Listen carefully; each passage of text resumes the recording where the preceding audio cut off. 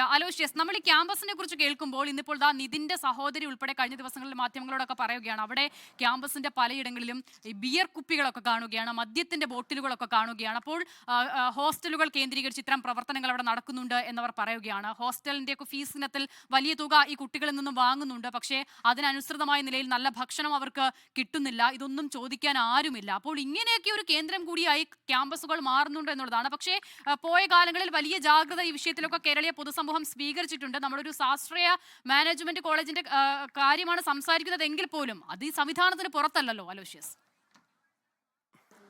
അല്ല, ഈ വിഷയങ്ങളെല്ലാം ഇതിനു മുൻപ് നമ്മൾ ഇപ്പം ഇതിൻ്റെ വിഷയം ആയിക്കൊള്ളട്ടെ, ഇതിനു മുൻപുണ്ടായ ഓരോ വിഷയങ്ങളിലും ഒരു പ്രശ്നമുണ്ടാകുമ്പോഴാണ് നമ്മൾ അതിനെപ്പറ്റി ഗൗരവകരമായി ചിന്തിക്കുക, അല്ലെങ്കിൽ ചർച്ചകൾ ഓരോന്ന് രൂപപ്പെട്ടു വരിക.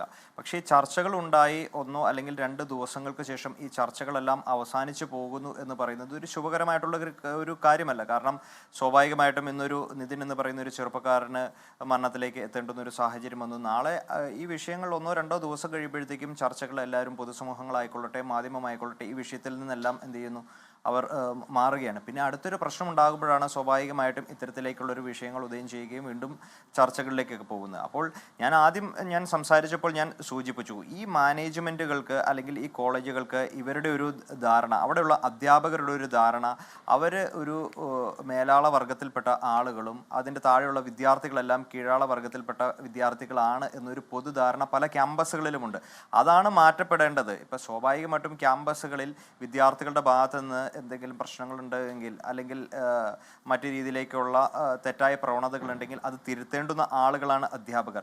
അത് മാതാപിതാക്കളുടേത് അല്ലെങ്കിൽ വിദ്യാർത്ഥികളുടെ, ഇവരുടെ എല്ലാവരുടെയും ഒരു പൊതുവായിട്ടുള്ള ഇടപെടലുകൾ കൊണ്ട് അതിൽ തിരുത്തലുകൾ വരുത്തി മുന്നോട്ട് പോകേണ്ടതാണ്. പക്ഷെ അങ്ങനെ വരുമ്പോഴും ഇതിൻ്റെ അതിർവരമ്പുകൾ എവിടെയാണ് എന്ന് കൃത്യമായിട്ട് നിശ്ചയിക്കപ്പെടേണ്ടുന്ന ഒരു സാഹചര്യമുണ്ട്. ഈ അധ്യാപകരെ പൂർണ്ണമായിട്ടും തള്ളിപ്പറയുന്ന ഒരു സാഹചര്യത്തിലേക്ക് ഈ മാനേജ്മെൻറ്റ് എത്തിയിട്ടില്ല എന്ന് പറയുമ്പോൾ അവരെ സംരക്ഷിച്ച് നിർത്തുന്ന ഒരു സാഹചര്യമാണ് നിലവിലുള്ളത്.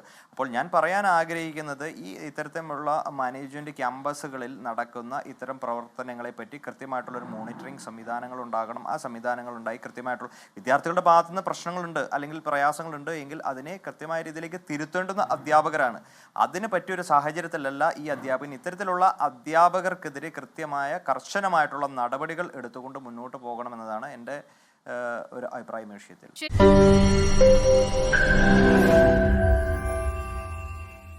ലോകത്തെവിടെയായാലും ഏത് സമയത്തും 24 വാർത്തകളും ഓഗ്മെന്റഡ് റിയാലിറ്റി പാക്കേജുകളും എക്സ്പ്ലെയിനറുകളും വിശദമായി കാണാൻ ഞങ്ങളുടെ യൂട്യൂബ് ചാനൽ നിങ്ങൾക്ക് സബ്സ്ക്രൈബ് ചെയ്യാം.